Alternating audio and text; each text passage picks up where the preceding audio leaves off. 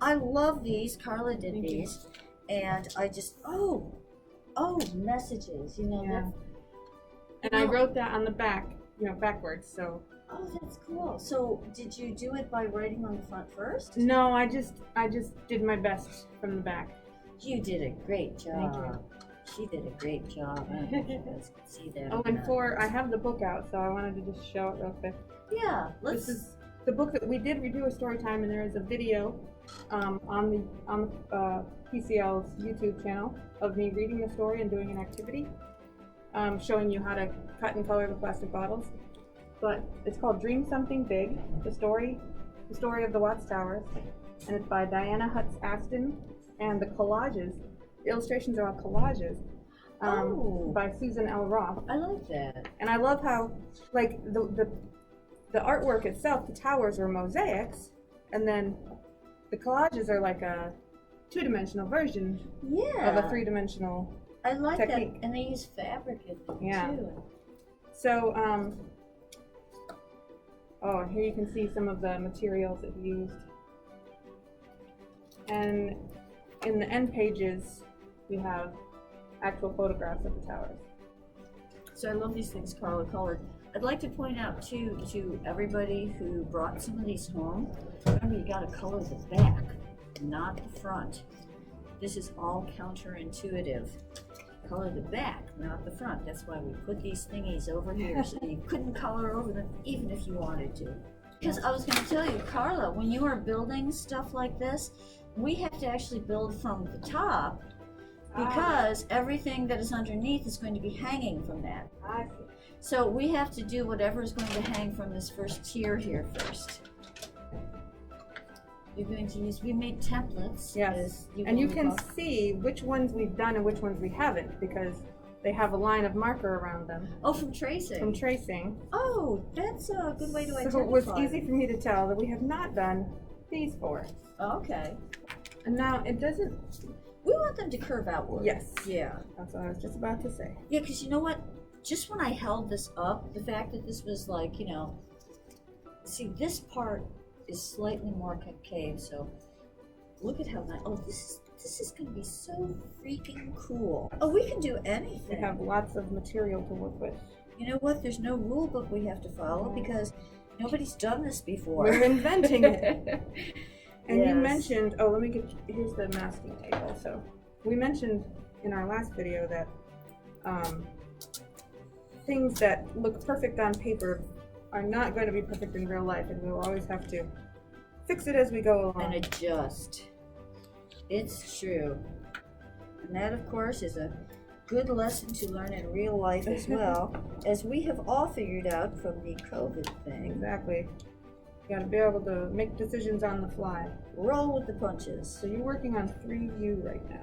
Oh, is that what this is? If it was, yes, that one. Yes. Let me make sure this is the one that matches. Well, it's got pink on it, so I think. Oh yeah, you're right. You're right. It's the pink around the edges method. So here's a tag for you. I gotta say, Carla, you're just right on top of it. Another thing that's kind of cool is the randomness of the colors we're gonna have here, because I've done giant mosaic projects before, and you can't plan when you're using like over 300 pieces.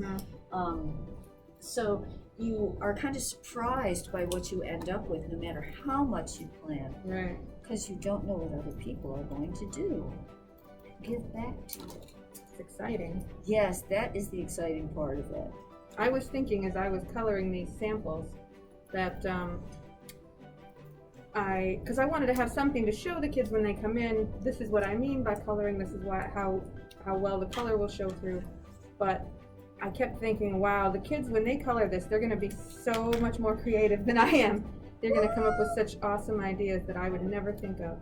I think that the word patent is very interesting. Yes, that's true. It's a good vocabulary word, and it also, seeing that word on the bottle makes you realize that someone had to invent this exact bottle design. Yeah, they did. And then had to convince the government that it was so good and so unique that nobody else could make it except for them. And it's not easy getting a patent. So some of those sort of industrial things I think are kind of interesting. extrapolating on what already exists can sometimes be more relevant. Look at that. I know. Wow. And you know what? If we have to trim them, we can. Yeah. It's the whole thing. It's not really a And problem. if now, we'll have to do it however it works best. Okay, so this is, we gotta start with 1U. Okay. Right, and I'm gonna get these. These are the bottom tier 1, 2, 3, and 4 that are not colored, and we'll use those to start instead of the colored ones. Yeah, of course. You know what? Somebody can color these after we punch the label. Yeah, because the first thing we're gonna do is, Carla and I have decided that we're going to punch the little holes in this plastic and use some kind of line or wire to attach it. Now I have both wire and the fishing line. And I also have duct tape. Now duct tape isn't small, we can't go small enough to go through there. So we're gonna use the duct tape essentially for stabilizing all these joints. Oh, okay. That's what the use of the duct tape is. So I'm thinking we should like do a little tag here and here. Yeah, do you think, I don't think we need 3 at the top. I think just the corner should probably work, right? Okay, I want to make sure I get this right. Oh, now this is interesting. It's because there's no thingy on here. It's like you can't go right to the edge and actually have it work. So, perfect! Look at that! Yay, and we will learn from this. Do we want to put them higher? Do we want to put them lower? So, okay, I'm going to try just like to experiment. I'm taking my glasses off because I can see up close much better with my glasses off. All right, so I'm thinking I should just tie this. And I'm wondering, should I wrap that through twice? You know what? I can wrap it through twice quite easily. Now, one of the biggest challenges in working with this stuff is you can't actually see it. It's like trying to work with Casper the Friendly Ghost, you know. But I am thinking here that I can see that quite well. First, much easier to hold it right in front of your face. Okay. So I'm thinking that it would actually be fairly easy to double wrap that if. You know, Carla, we could try one on this end too, so that you don't have to just sit and watch me babble incoherently to myself. And maybe we'll discover techniques separately that we can share with you. There you go. It's like having lots of people work on a vaccine at the same time. Okay, so this is double wrapped, and I'm thinking we definitely should double wrap all of these, because even though this fishing line. This fishing line actually, although you can't even see it, it will hold up to 30 pounds. Wow. Yeah, that's why they use it to catch fish.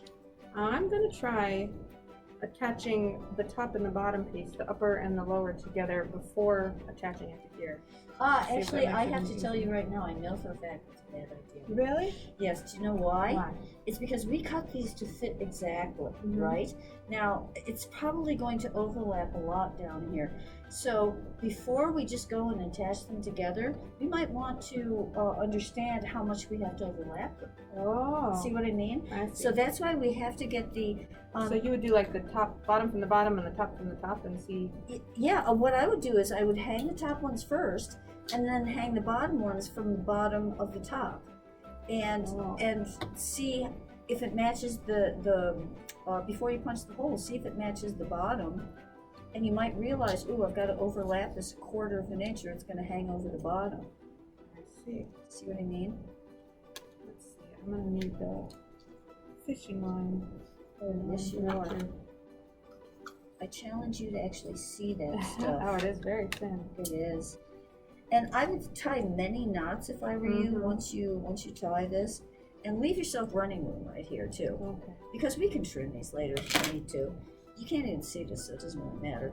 Are we trying to have it kind of go over the top of this side wire or sit next to it? Here's what I would say. Tie it on and tie it tight and see what it does, because that's what it's going to do no matter what we want it to do. Okay. I can't even see what I just did. Oh, I put it through the wrong thing. How are you doing with tying yours on, Carla? I'm doing okay. Ready to cry? I had to undo it once, but then I redid it and it worked out better. But now I'm having trouble getting my second knot in and keeping the first one tight, you know? Uh-huh. There we go. more nuts. Awesome.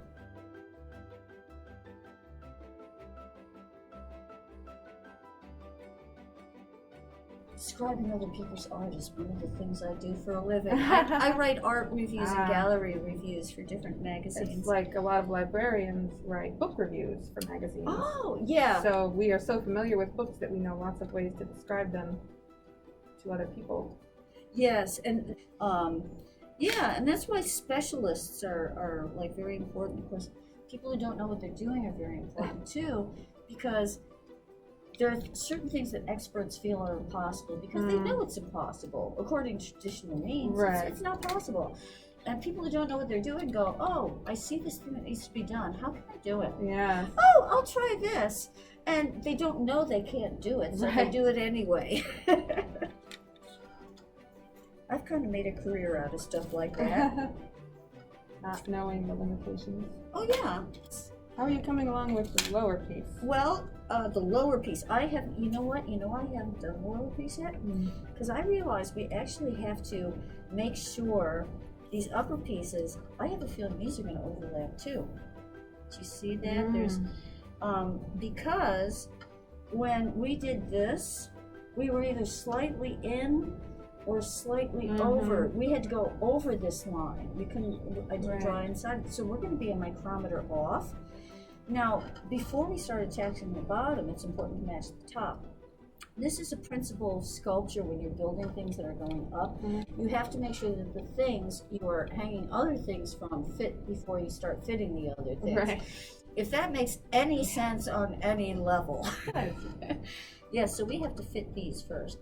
Now, I'm thinking, you know what? I think I might make this. Yeah. So we can overlap this one and this one and leave this one next to it? Yeah, I think we can. Okay. And, you know, there might be a slight overlap here, but we can fix that when we tie it. So I would punch a hole there and, like, match those two. Where's the stuff? It's invisible. Oh, I need the. Oh, okay. A little bit of string right Oh, here. here's some. Where's the end of it? I think it might just be a small piece. Or is this? No, that's a piece of my hair, Carla. We were about to tie.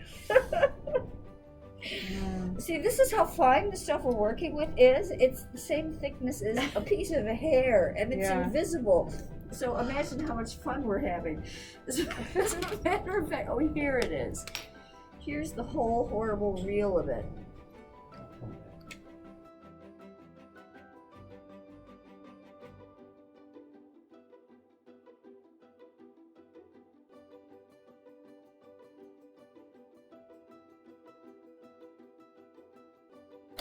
And while you do that, we've got these pieces that we're going to match up. You know, I feel more confident about this this project we're doing here all the time, Carla. Now, here's something interesting. Now that I look at this, I realize this is going to hang directly right down to the bottom. Oh, like just barely touching it? Yeah. Oh, okay. And we'll be able to tie it around, and that'll work fine. Okay, now I am learning something from this right here. Okay. Is that we might not want to tie this quite as tightly, We want it to as we think. Well, because I have to do some fitting, and if there isn't any give in it, it's going to buckle instead of just move. But I am thinking that what we want to do is, tie them a little bit looser so that we've got some movement, and then, you know, I'm even wondering if we are going to have to glue these. I don't think we are. I think you might be right, but I do like the idea of maybe using wire in places to. If we want to. Yes, except here's another thing you have to think about with wire, is that the wire, this is, there is a chance that with movement, the wire will actually cut through the plastic. Now that's something that we know the plastic won't do. Plastic on plastic, unless it's an extremely high density plastic with sharp edges, is not going to cut through the plastic. So, the idea of wires may cause this thing to eventually destroy itself, but I think that if we connect wires with wires, because they are both wires, one will not wear through the other. Okay, that makes sense. Yeah, but I'm thinking that the fishing line is probably like the ultimate solution. Now, I'm thinking there's only one other possibility that could, like, if we constructed this with fishing line, that could affect it, is sometimes animals will eat things that you wouldn't believe they would eat. So an animal might decide they want to nibble our knots for some unknown reason. You don't know what animals are going to do. I mean, I had bunnies that I used to let run around the house. I had 2 of them. And you know how dogs will sniff something to see what it is? Yeah. Well, you know what a bunny does to see what something is? A bunny nibbles something to see what it is. So these bunnies nibbled everything in my house, including things that you would think would kill them. Like they would nibble through wires without electrocuting themselves. Wow. You know, I don't know how they did it, but you know, I would find these wires that were completely bare, all the casing eaten off of them, and the bunny was just looking at me. Wow. Look, what's your problem? What's your problem? I'm eating your furniture, okay? So I see you have a question. Well, I think this is pretty much the only way it's going to work. Yeah. Now, We'll when you have go to- to tie those together, you're definitely going to have to leave a little play in there because if you they'll Don't want them to overlap. cinch They'll up, overlap as soon as you do that. Yeah. And I was actually thinking about tying this one to this wire and this one to this wire, but not necessarily. But if I don't, then it'll slip down. So I should. Yeah, connect it you to gotta. Yeah. Yeah, you can attach it there, and you can also attach it to the side. both all in one. All in one fell swoop. There you go. As long as you can see it.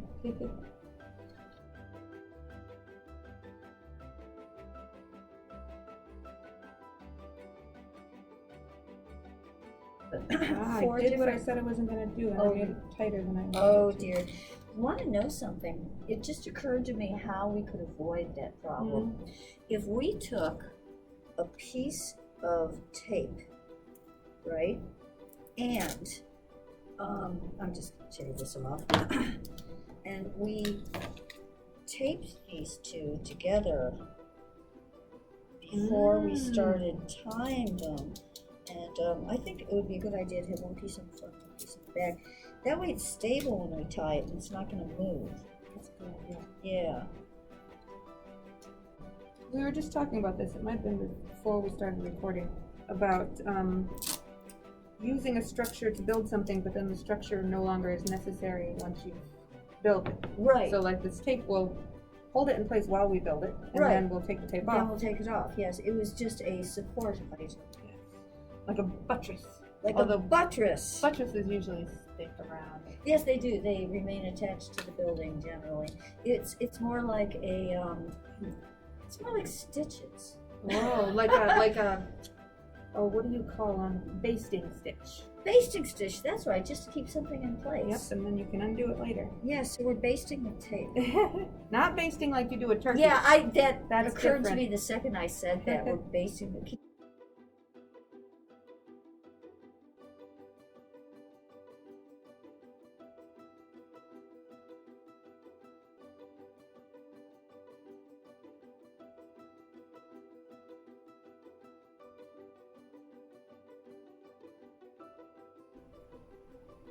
Oh, you know something else I noticed when I put these together?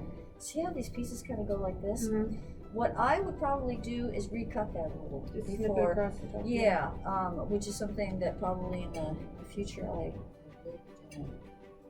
And see, like this, you got that little piece hanging down. You can cut that right off.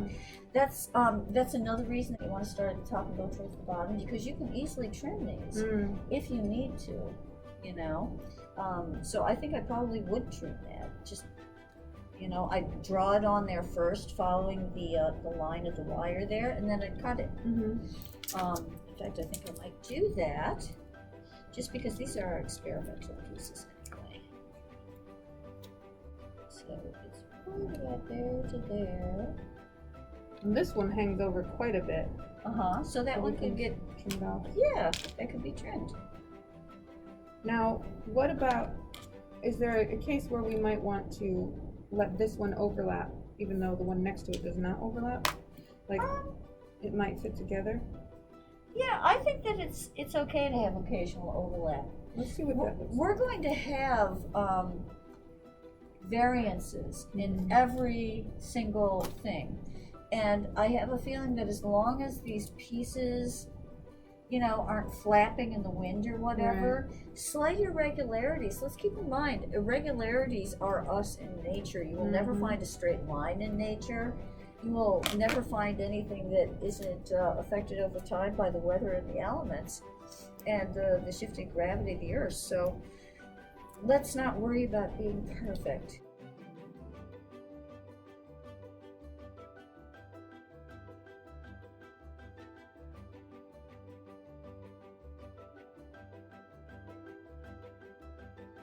You know what this is making me think of? Did you ever watch Doctor Who? No, I didn't. I've heard so much about it, and I'm pretty sure I really should watch it. You should. It's amazing. But if you watch Doctor Who, you probably know what I'm thinking of. This makes me think of a Dalek. A Dalek? It's a robot that is approximately the shape of a salt shaker. Oh, really? It's sort of cylindrical, except for it narrows up. Oh, I just put this up. I need a longer piece.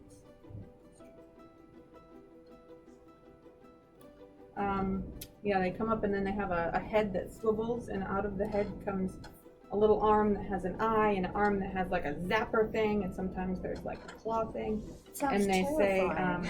say, oh, what do they say? Exterminate, I think? Exterminate. It's very catchy. They're the bad guys. I bet that I can look that up on YouTube, right? Oh, yes, absolutely. In fact, I would say that it's possible that R2-D2 was inspired by a Dalek. Really? Or, yeah, because I think Doctor Who came before Star Wars, so. Huh. It's a similar shape of R2-D2 with a spinning head.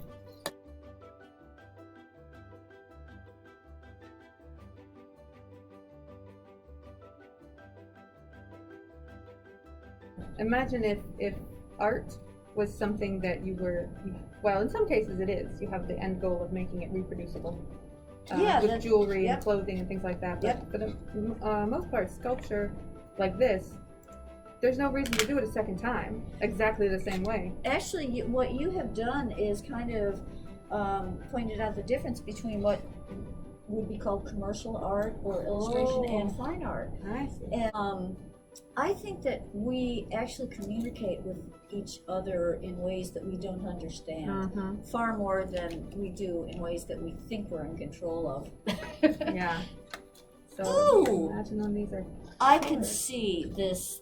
This is going to be really cool. And we didn't use any like this in this example yet, but we have several that have from the sides of the jug, so it's going to have a lot of dimension to it. And we do have a piece on here that there's one of yours right there, number 4. Yep. The lines on it from the bottom. Yeah, this is going to be so it's going to have a lot of texture. I can hardly wait. This is so good. It feels, like it can move. It feels solid, doesn't it? It's one piece. And want to know something else too? When you do a sculpture that's going to be in a place over time, there's always some kind of erosion will happen.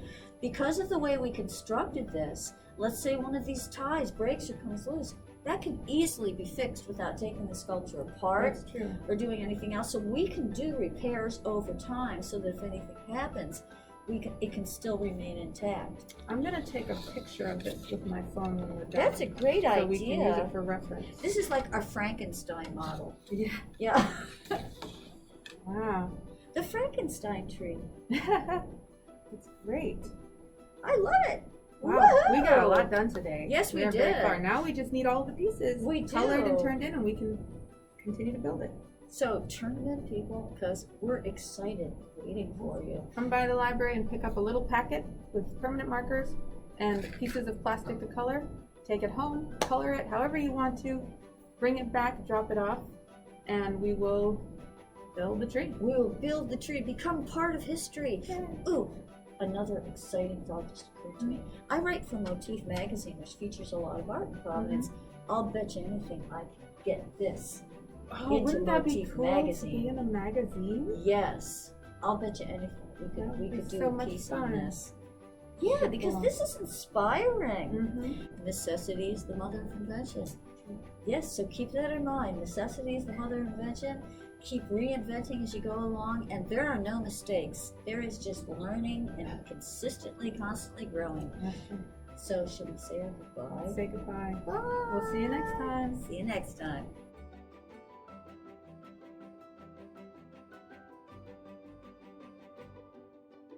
It doesn't, especially if you... What are those, is it some kind of lizards, chameleons or geckos or something that can grow a new tail? Oh yeah, and of course starfish can grow a new leg. Oh wow. Yep. Oh, That'd you be didn't nice. know that? Humans cannot grow new legs, in case you were wondering. They can't. I mean, don't let the bionic guy fool you. So, if we were entering this in a competition, we would have to list every material that was in here. So we would have to keep track of, okay, duct tape, fishing line, plastic bottles, tomato base. And you know what? If when we're finished, it might be a cool idea, since this sculpture is going to go in the courtyard outside the library. It might be a cool idea to make a little tag that says all of the recycled things we used. Oh yeah, that's a really good idea. Just all like of in the a real materials. museum. Yeah. Have a little tag on the wall. Yeah. Yeah, that's an excellent idea. Because like this book that we were looking at earlier, it is collage, right? And we can see that in some cases the material is, it's not paper, it's fabric. Exactly. Burlap was on there, there's a piece of string. But this is actually a photograph of the collage material. Yes. Now the thing is, it's like it could have also been put in the scanner, except the fact that that is so three-dimensional looking. You can see shadows under Yeah, the it makes pieces. me realize that was not done in a scanner, because otherwise it would have compressed it. Even the paper is crinkled here to give it like wrinkled fabric. That honestly looks like real wrinkles. Yeah. It really does. So this is something that they made in real life, and then took a very careful photograph of it. And then sometimes they do editing after that too, right? They'll do like edit the photographs. Oh yeah, very or often. cut them together somehow if they want to. Well, yeah, because the photograph is not going to look like the real thing. And of course they have to fit the text in there on the computer. Right, and the thing is, when you do a book and you're doing illustrations, you have to allow for the space for the text and plan that into the illustration. That's part of crafting it. The book I did for Pelican Publishing, The Christmas Cats, I remember, you read that too. Yes, I was not allowed to know who the author was, or yes, or to meet her and know anything about her when I did this book. Goodness. And they said they didn't want us influencing each other. But something very strange happened. I was like a little bit in sync with this woman while I was doing the book. Now I had to create a kitchen scene where this woman was baking cookies and the cats were in the other room, but you could see into it. I unknowingly recreated the kitchen in the author's house. Oh my goodness. The black and white tiles on the floor, the colors of the wall, the type of oven. Now I'd never met her, I didn't know any of this, yet I reproduced it anyway. Wow. And that kind of shows you how there can sometimes be these weird links that are completely outside the conscious mind that operate. Intuition, Yeah.